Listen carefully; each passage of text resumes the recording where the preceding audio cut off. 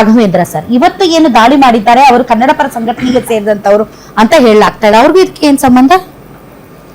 ಅಲ್ಲ, ಇದು ನಮ್ಗನ್ಸಿರೋ ಪ್ರಕಾರ ಒಂದು ಸಂಘಟನೆ ಇರೋದು ಏನಕ್ಕೆ ಅಂದ್ರೆ, ನಾವು ಒಂದು ಸಂಘಟನೆ ಸದಸ್ಯತ್ವ ಅಥವಾ ಒಂದು ಸಂಘಟನೆ ರಿಜಿಸ್ಟರ್ ಮಾಡ್ಬೇಕಾದ್ರೆ ನಾವು ಕಾನೂನುಬದ್ಧವಾಗಿ ಹೋರಾಟಗಳು ಮಾಡ್ತೇವೆ, ಗೊತ್ತಿಲ್ಲದೆ ಇರೋ ಕಾನೂನ ತಿಳಿ ಹೇಳ್ತೇವೆ ಅಂತೆಲ್ಲ ರಿಜಿಸ್ಟರ್ ಆಗಿರುತ್ತೆ ನಮ್ಮ ಸಂಘಟನೆಗಳು.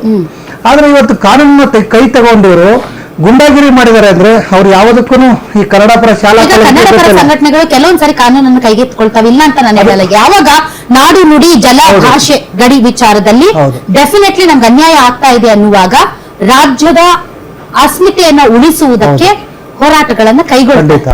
ಸೊ ಆ ರೀತಿಯಂತ ಸಾತ್ವಿಕ ಹೋರಾಟಗಳಿಗೆ ಜನ ಬೆಂಬಲ ಇದ್ದೇ ಇದೆ. ಆದ್ರೆ ಇವತ್ತು ಈ ಒಂದು ಪೆಪ್ಪರ್ ಸ್ಪ್ರೇ ಇವೆಲ್ಲ ಪೂರ್ವ ನಿಯೋಜಿತ ಉದ್ದೇಶಪೂರ್ವಕವಾಗಿ ಬರ್ತಾರೆ ಅಂತ ಗೊತ್ತಿದ್ದೆ ಎತ್ತಿಟ್ಕೊಂಡು ಪೆಪ್ಪರ್ ಸ್ಪ್ರೇ ಮಾಡೋದು ಅಂತ ನನ್ಗನ್ಸುತ್ತೆ. ಇಲ್ಲಾಂದ್ರೆ ಪೆಪ್ಪರ್ ಸ್ಪ್ರೇ ಹೆಂಗ್ ಬರುತ್ತೆ ಅಲ್ಲಿರುವಂತ ಬೀದಿ ಬದಿ ಈಗ ರೌಡಿಗಳಿಗೆ ಇವ್ರಿಗೂ ಯಾವುದೇ ಡಿಪೆಂಡ್ ಇಲ್ಲ ಅಲ್ಲಿ.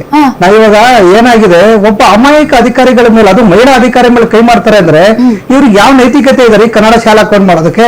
ಇವ್ರ ಭಾಷೆ ಬಗ್ಗೆ ಇನ್ನೊಂದ್ ಮಾಡ್ಲಿ, ಇವಾಗ ಅದ್ರ ಬಿಟ್ಟು ಇವರು ಯಾವುದೇ ಭಾಷೆ ಬಗ್ಗೆ ಮಾಡಿದ್ರು ತಿಳಿ ಹೇಳಬೇಕು. ಕೈಗಿನ ಕಾನೂನು ಸಂವಿಧಾನ ಇದೆ,